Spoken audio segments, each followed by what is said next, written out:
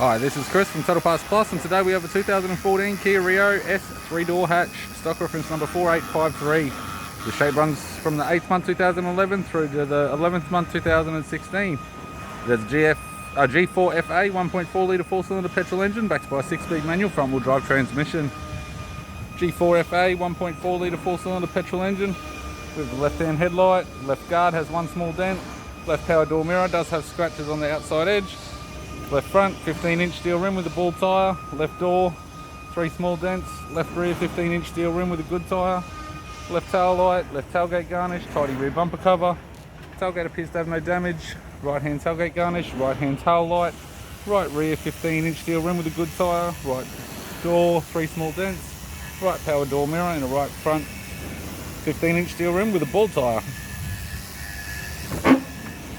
With the driver's side door trim, power window master switch, 2-switch type. This vehicle's fitted with grey cloth interior. Manual type console, 6-speed manual gear shifter. Heater controls, single stack CD player, interior mirror, left sun visor, right sun visor, instrument cluster, and a tidy 4-spoke vinyl steering wheel with cruise audio and phone buttons. I'm Chris from Total Parts Plus, and I'd like to thank you for watching this video.